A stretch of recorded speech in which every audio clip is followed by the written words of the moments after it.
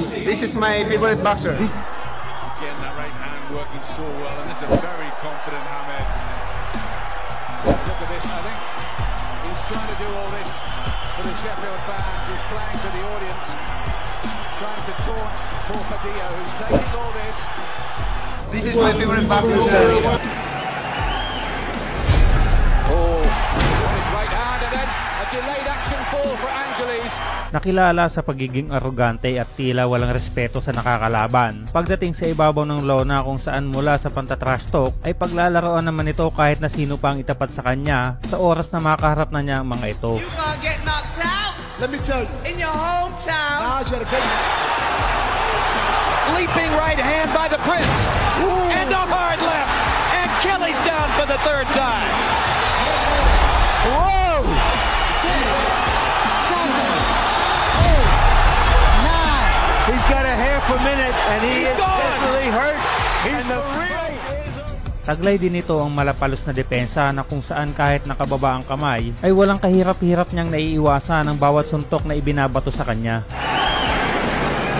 Oh, terrific right hand, and then a delay. Ganyan katindi noon ang tinaguriang prinsipe ng boxing na si Prince Naseem Hamed na sa bawat laban ay inaabangan dahil sa entertainment na dala-dala nito. Sa entrance pa lamang ay panalong-panalo na agad ang mga manonood dahil sa mga kakaibang entrada at mga pasiklab nito bago ang laban. Subalit bukod sa pang-aasar at pagmawalang hiya sa mga nakakalaban, ay nakilala din siya sa pagiging brutal sa kalaban kung saan karamihan sa mga nakakaharap niya ay knockout ang inabot.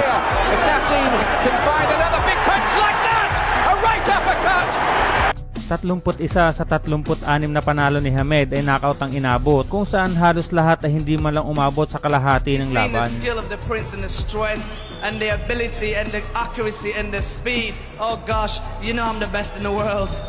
Dagdag pa sa pagpapahirap sa mga nakakaharap niya ay ang pagiging southpaw nito na alam naman ng lahat na kapag kaliwete ang boksingero ay mayroon agad itong advantage. Na sinamahan pa ng mga awkward movement at pagbabato ng suntok sa iba't ibang anggulo na kung titingnan ay wala lahat sa posisyon ng katawan at paa nito para makapagbato ng solid punches. Subalit kakaiba talaga ang talento ng British boxer na ito dahil sa kanyang panahon at kahit ngayon ay siya lamang ang bukod tanging nakakagawa ng ganito nang walang nagiging problema. Naging 2-time featherweight champion simula 1995 hanggang 2000 at naging lineal champion ng Ring Magazine mula 1998 hanggang 2001. Taong 2015 naman nang maihanay na siya sa listahan ng mga Boxing Hall of Famer kasama ng mga sikat na boksingero katulad nila Muhammad Ali, Julio Cesar Chavez at marami pang boxing legend.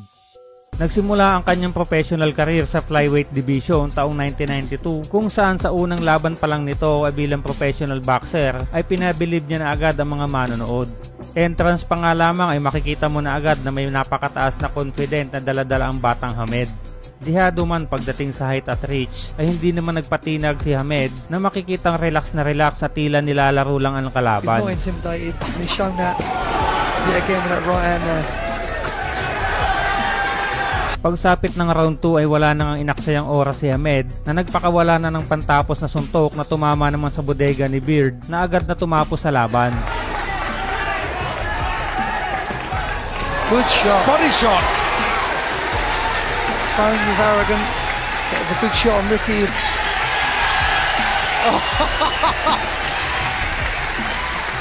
Well. Delighted young man doing his flips for all to see. Matapos ang laban ay umani agad ng maraming taga-subaybay si Hamed dahil sa ganda ng ipinakita nito. Nagtuloy-tuloy naman ang pananalasa ni Hamed sa flyweight division kung saan sunod-sunod ang panalo nito sa pamamagitan ng knockout at halos early rounds pa lamang ay tinatapos na niya agad ang laban. Left, got him, and that's it, a third successive second round win. Here come the acrobatics, the arrogant swagger. Sa edad na 20 anyos ay naging European Bantamweight Champion at hindi din nagtagal ay naging WBC International Super Bantamweight Champion si Hamed. I'm the best. I'm the best in Britain in the featherweights. I'm the best in super bantams. I'm the best in the bantams. I'm gonna be the best in the world. October 12, 1994 nang makuha ni Hamed ang WBC International title nang umakyat ito sa Super Bantamweight nang talunin nito si Freddie Cruz sa pamamagitan ng 6-round technical knockout. This is one game follow-through, and I tell you what, he's got to be, because it's all over. Nagtuloy-tuloy naman ang magandang takbo ng karera ni Hamed sa Super Bantamweight at naidepensa pa niya ng 5 beses ang kanyang titulo, kung saan lahat ng nangahas na sumubok ay knockout ang inabot.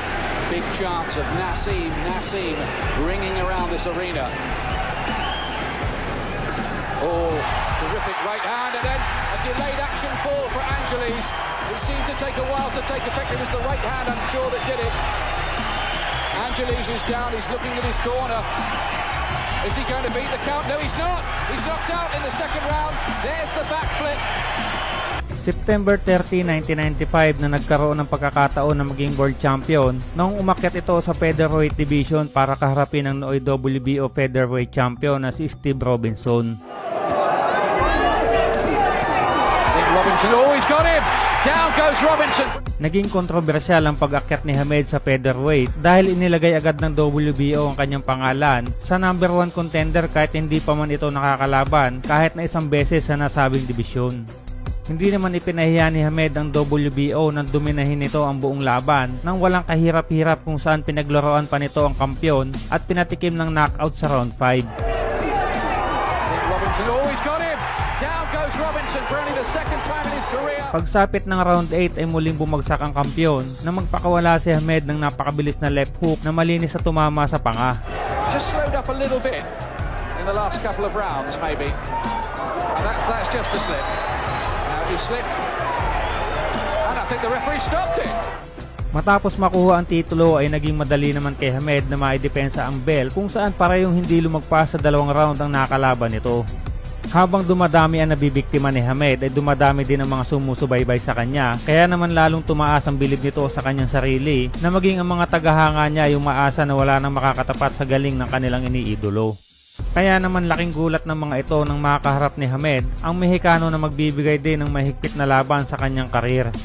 August 31, 1996 nang masubukan ang tatag at lakas ni Hamed nang makaharap nito ang former 2-time featherweight champion na si Manuel Medina. Bagamat former champion ay underdog sa laban si Medina at si Hamed naman ay nasa peak na ng kanyang karir, ay sinasabing isa na naman si Medina sa mga paglalaroan ni Hamed. Subalit nang magkaharap na ang dalawa ay hindi naging madali kay Hamed na tapusin ang laban kahit na mabilis nitong napabagsak ang Mexicano sa second round. This is the round he predicted he'd win. The left hand puts Medina down. Bagamat napabagsak ang Mexicano ay nagawa pa din itong pahirapan si Hamed na umabot pa ng 10 round bago ito muling mapabagsak. Pagsapit ng round 11 ay hindi na tumayo sa upuan si Medina at dahil na din sa advice ng ringside doctor ay pinatigilan ng corner ng Mexicano ang laban. Welcome back to the point with the news that Manuel Medina has been retired by his corner and Prince Naseem Hamed has stopped him. The first man to stop Medina in 7 years and 27 fights. February 8, 1997, susubukan naman ni Hamed na tapusin ang pamamayagpag ng IBF featherweight champion na si Tom Johnson na nooy idedepensa ang IBF belt sa ika-12 pagkakataon. Nakataya sa laban ang WBO belt ni Hamed at ang IBF belt ni Johnson, kung saan umabot ng 8 round ang bakbakan ng dalawa. Makailang beses din na muntik nang bumagsak si Johnson sa early rounds dahil sa mabibilis at unorthodox na mga suntok ni Hamed. At pagsapit nga ng round 8 ay dito na nagdesisyon ng referee na ihinto na ang laban nang bumagsak si Johnson sa pamamagitan ng solid uppercut.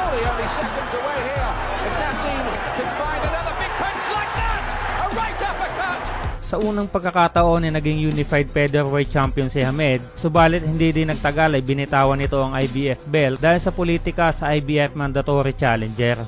December 19, 1997, nakaharap ni Hamed ang former WBC champion na si Kevin Kelly.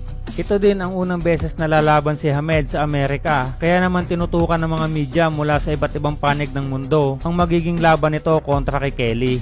Naging mahirap para kay Hamed ang naunang round dahil makailang beses itong bumagsak dahil sa hindi nito paggamit ng kamay bilang depensa. Dahil naman sa tibay ni Hamed at bilis ng mga suntok ay nakabawi ito nang mapabagsak din ito ng 3 beses si Kelly at tinapos ang laban sa round 4.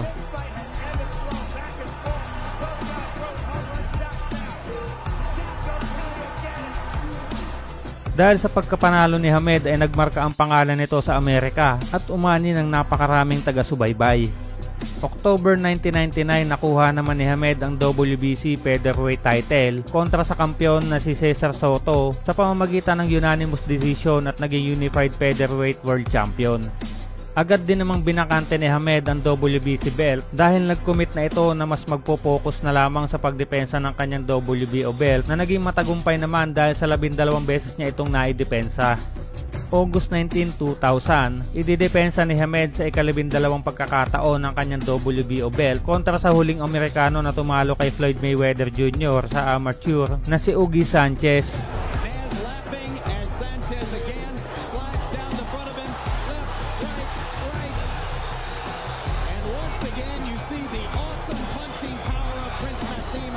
Tumagal lamang ng 4 na round ang laban kung saan wasak na wasak ang inabot ni Sanchez nang makatikim ito ng mabibilis na kombinasyon kay Hamed. Nanalo man sa laban ay hindi naman naging maganda ang epekto nito para kay Hamed na nagtamo ng injury sa kamao dahilan para magpahinga ng 1 taon at kalahati matapos ang surgery. Sa pagbabalik ni Hamed ay binitawan nito ang kanyang WBO belt dahil mas pinili nitong makaharap ang isa pang boxing star na si Marco Antonio Barrera ng Mexico kaysa sa mandatory challenger na si Istvan Kovacs. Iniwan din ni Barrera ang kanyang WBO Super Bantamweight title para sa super fight nila ni Hamed kung saan nakataya ang bakanting IBO Featherweight at lineal title. Bago magkaharap ay lamang na lamang sa odds si Hamed na may 3-1 betting favorite sa Las Vegas kung saan gaganapin ang laban. Sa paghaharap ng dalawa ay hindi umubra ang malapalos na galawan at pandidistract ni Hamed sa disiplinado at kargado ng epektibong game plan ni Barrera. Big left hand by Barrera inside. Sa loob ng 12 round ay pamamahiya at bugbog ang inabot ni Hamed kay Barrera. Big left hook by Barrera. Mas maraming naikonekt ang mga suntok ang Mexicano at mas maraming kombinasyon ang pinakawalan nito kasabay ng malilinis na counter punches dahilan para maibigay nito ang unang masaklap na pagkatalo ni Hamed. Nakuha ni Barrera ang IBO at lineal title sa pamamagitan ng unanimous decision habang si Hamed naman ay di makapaniwala sa sinapit niya sa laban. Nakasaad naman sa kontrata ang rematch clause kung saan pwedeng gamitin ito ni Hamed para muling makaharap si Barrera subalit hindi niya ito ginawa. Matapos ang halos 1 taon ay muling nagbalik si Hamed kung saan nakuha nito ang bakanting IBO title nang talunin nito sa isang kontrobersyal na desisyon ang Espanyol na si Manuel Calvo na ginanap naman sa London, England. Sa kabila ng hindi magandang performance ni Hamed ay nangako ito na babalik agad sa ibabaw ng lona, subalit ito na din pala ang magiging huling laban nito. Sa edad na 28 ay nagretiro na si Hamed na may record na 36 wins with 31 knockout habang isa lamang ang talo. Sa isang interview naman kay Hamed ay sinabi nito na ang malalang injury at makailang surgery sa kanyang kamay ang naging dahilan kung bakit napagdesisyonan nito magretiro kahit nasa tuktok pa ito ng kanyang karir.